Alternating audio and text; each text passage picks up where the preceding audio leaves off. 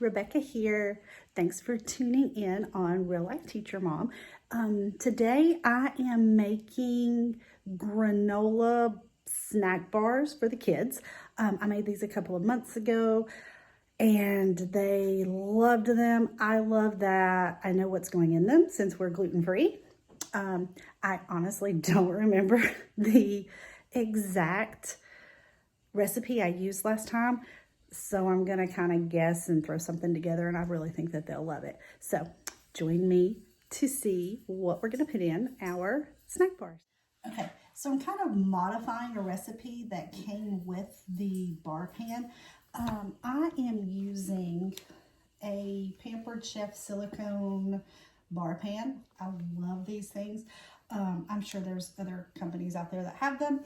And if you don't have them, that's okay. I am going to attempt to make something similar in a different pan because I've got a couple of different kinds I'm going to make.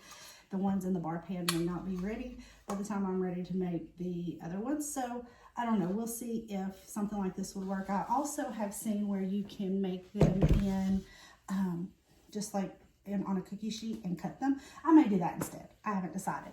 So the base of this one is gluten-free oats. If you're not gluten-free, you don't have to worry about that. I've got 1.5 cups here. I just toasted them already. So I'm gonna throw those in my bowl here.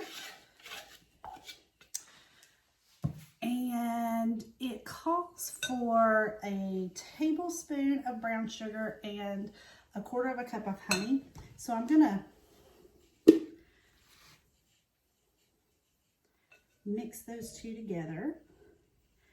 And then it says, the directions say to microwave this for a little bit to mix it together. So I'm gonna go do that and I'll be right back. So I've got my brown sugar and my honey microwave. It's real thin right now.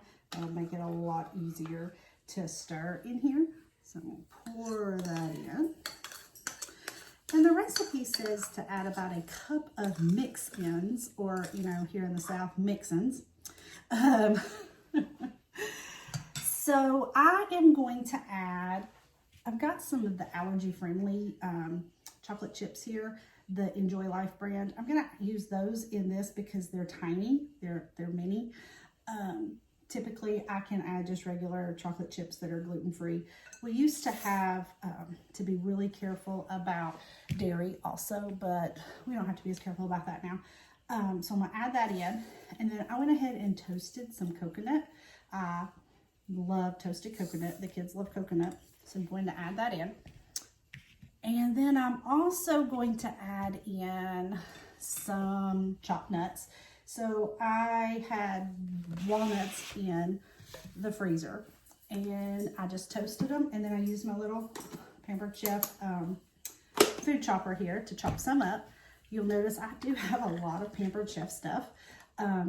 Many years ago, I sold Pampered Chef, like I'm talking 15 years ago. A lot of this stuff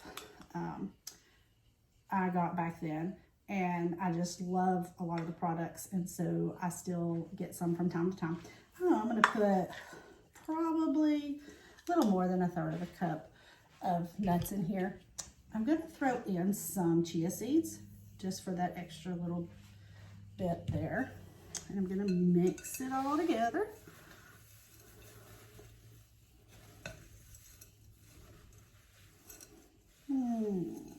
I may need to add some more honey because I think I used more than 1 cup of mix-ins or mix-ins, as they would say. It just doesn't look quite sticky enough to me. Keep mixing it around here. I knew, oh gosh, Wheeler, my 11-year-old, was probably only 4 to 6 weeks old. And I knew he had some issues with some different foods because I was exclusively nursing at the time, and he was so gassy. I would never say he was colicky, but I could just tell Nothing we did to settle his stomach helped. And he got older and he kept, you know, growing. And finally, I just started eliminating things from my diet. And at the same time, I was breaking out in these horrible rashes from head to toe that just itched so bad. So I did a lot of research and finally realized he had a dairy issue. So I went off of dairy and I realized my issues were coming from gluten. So I went off gluten and it helped both of us tremendously. And as he got older, I tried really hard to eliminate foods and then add them back in. And he just always had stomach issues. And finally, when he was in kindergarten, we had to take our daughter, who was 1 at the time, to a GI specialist because she was at 1 year old. She was only about 14 pounds. Could not get her to gain weight. So we took her to a GI specialist. She checked out okay. Finally had the GI see him, did a lot of testing. Come to find out he was gluten and dairy intolerant. He would always complain, Mom, my belly hurts, my belly hurts. And we'd say, well, buddy, if you'd eat, your belly wouldn't hurt. Little did we know we were giving him the foods that hurt his belly. So I really feel like this is going to need a little something more to keep it to hold together. So let me get that. Okay, so I got about I don't know, 1/3 of a cup of almond butter. I had some almond butter in the cabinet over here, and I heated it up a little bit to just kind of make it easier to use. I'm going to use almond butter instead of more honey to give this a little bit more stick. So while I mix that up, so yeah, while he was, go back to my story, when he was in 1st grade is when we learned that he was gluten intolerant and dairy intolerant. And it just reaffirmed that I knew what I knew about myself, that I'm too gluten intolerant. Just in the past little over a year, have we decided that my daughter, who's now 7, a lot of her issues come from dairy or from gluten. We did a lot of elimination diet stuff, things like that. The pediatrician agreed. I know a lot of moms are like this, and I know I am. I know everything about what goes in their mouths, what comes out of them, how it affects them, just because of all the issues we've had. And so pediatrician agreed that, yeah, she's has issues with the gluten also. It stops her up. My mom has issues with gluten, we figured out in all of this. So the 3 of us are gluten-free.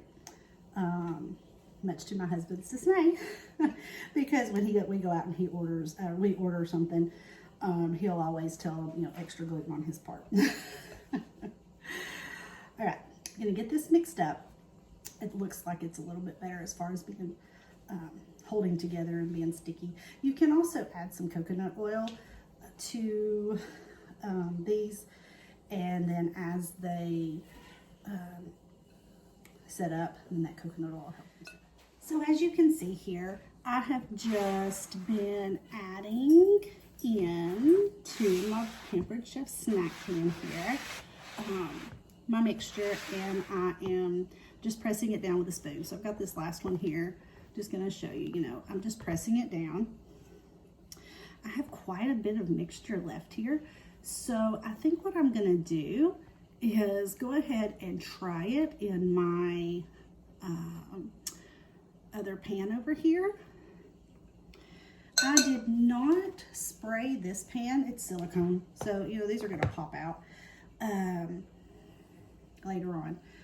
And I'm going to put the lid on it here in a minute, and I'm going to stick it over in the freezer to kind of get them to set up pretty quickly. You can see my chocolate chips melted there. So I'm going to stick my lid on. I'll get that pressed in good here in a minute. I'm going to try some of this, but the thing about this is, this is not silicone. I'm going to pop a little spray in just because I've never used this one. I don't want to make these, fill these up too much because they'll be way too much for the kids to eat. Pop a little spray in there so maybe they'll pop out easily. I love, love, love to cook like this. Typically don't have time for it very often. You know, as a teacher mom whose husband works out of town a lot, you know, I'm the one that takes the kids to dance and to wrestling, goes to all the competitions or the matches, plus having, you know, to work and all. So I don't really get to do this a lot since we are out for the pandemic right now. You know, my district, because we are in a mountainous county, a lot of our kids don't have access to internet, so they're not requiring us to do a lot of online teaching. And I feel very blessed and fortunate that they are trying really hard at the district level to, you know, continue the learning for the kids, but through packets, and we've distributed Chromebooks with lessons already uploaded. I have to be available to my parents through email. I use Class Dojo, so I'm available that way. Excuse me. So I do have a little bit more time right now, since we are not required to do so much of the other, to spend time with my kids, do cooking like this for my kids, and things like that. So this stuff is really good. I'm gonna wash my hands. I'm gonna pop this in the freezer, and we'll see what it looks like in a little while. Okay, I went over to the freezer and I got the bars out. I only put the snack pan in for now because I'm gonna fill up the rest of the other one when I make the date bars here in a minute. So let me show you what they look like. Okay, they look delicious, and as you can see, they just pop right out.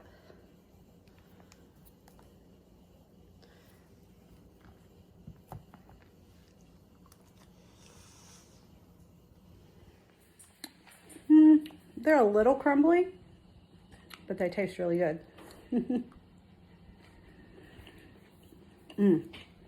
So next, I'm gonna make some date and nut bars. So I put these in this sealable container. I went ahead and put some wax paper between them just so that, you know, they don't stick together if they do get a little warm. Okay, so now I'm gonna make some no-bake date bars. These are a little bit different. I've got some dates here that I had left over from a gluten-free, dairy-free carrot cake recipe I made a little while ago. That was disgusting. I'm not even gonna try to share that anytime soon. But anyway, so I had a container that was like 16 ounces and I used some of them. So I can't get my scale to work. The battery died in it. I'm going to estimate this is about 10 ounces of dates. So decreasing the recipe just a little bit. And I'm going to add to it 2 cups of water. And this is called a micro cooker. You'd almost think I was trying to sell Pampered Chef today. I've got so much of it. I'm going to stick this in the microwave for about 4 or 5 minutes and get those dates cooked. And then I'm going to throw them in my Ninja to make a paste. And then that, I think, is going to be the base of this snack bar. I have not made this one yet. I had the kids try the dates by themselves earlier. And neither one, well, the 7-year-old was like, oh, these are gross, which they were really actually pretty good. But she was like, oh, these are gross. So the 11-year-old wouldn't even try them. But I'm going to make the snack bars with the dates, and I'm not even going to tell them that the dates are in it, and see what they say. Okay, so I cooked the dates for about 6 minutes in the micro cooker in the oven. My directions say to drain. So what I love about this is that I can actually drain in this pot. So I can take it over here Be real careful. And drain it.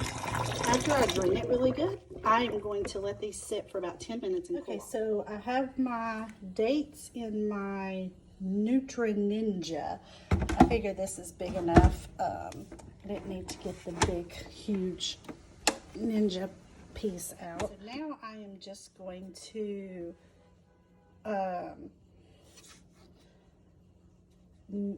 kind of puree or mix it here until it forms a paste.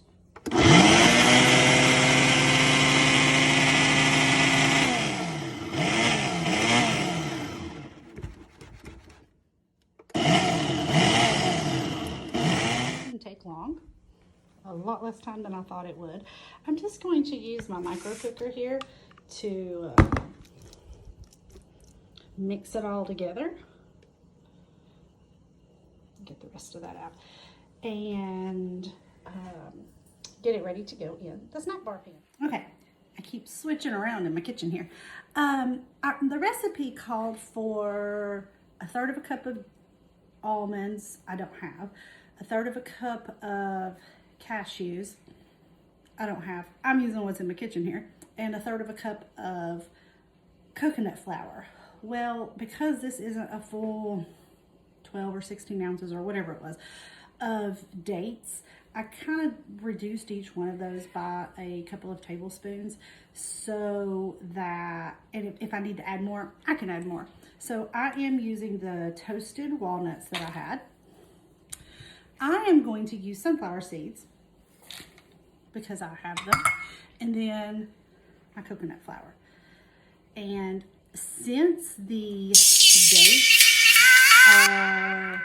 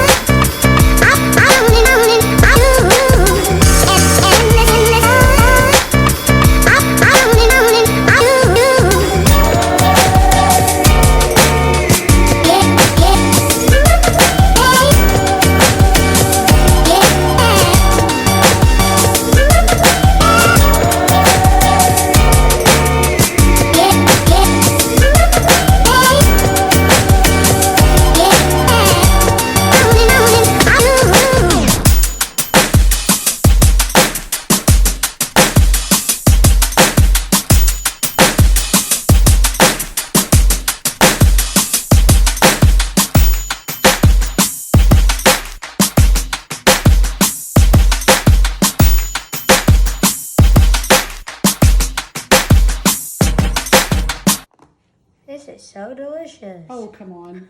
Tell the truth. It's a little crumbly, I know. Okay. Not great, but good. No. Come on, you're going to make a mess on the floor. Be careful. Okay. Okay, so after I cleaned the kitchen, I got them out. They were probably in there 10 to 15 minutes, which is probably longer than they needed to be. So let me take the lid off of this silicone pan. Ooh. There's our dates. Yeah, these,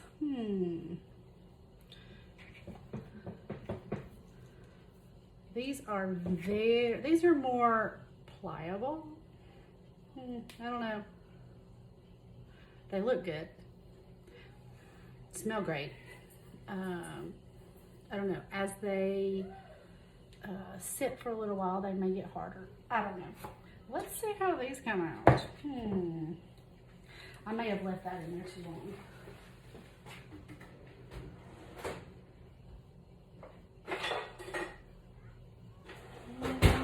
Let's see if I can find something. Just use a knife here. Let's see if this works. Oh, look. Oh, it works. So if you don't have the snack bar pan, you can definitely use the other pan, some of the other pans Pampered Chef has, or you could, like I said, just kind of stick them down on a sheet pan or in a 9x13 or something, get it to harden, and cut them up when you're done. As you can see, I use a card table in this kitchen because I don't have a lot of counter space. It's a huge kitchen, but I don't have a lot of counter space.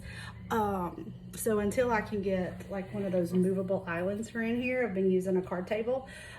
We rent this place, so I'm not gonna remodel the kitchen. So that's why I use the card table. So hopefully I can figure out as we go along here some different setups that will be easier than what I did today. I hope you enjoyed this. If you've got any questions, let me know down in the comments and I will try to answer them. You know, I am by no means an expert on gluten-free cooking or gluten-free living. I mean, it is our life, has been now for 5.5 years, I think. But I can tell you what we like. I can tell you what's good, or what we think is good. And so if you have any questions, let me know. I hope you guys have a great day. Bye.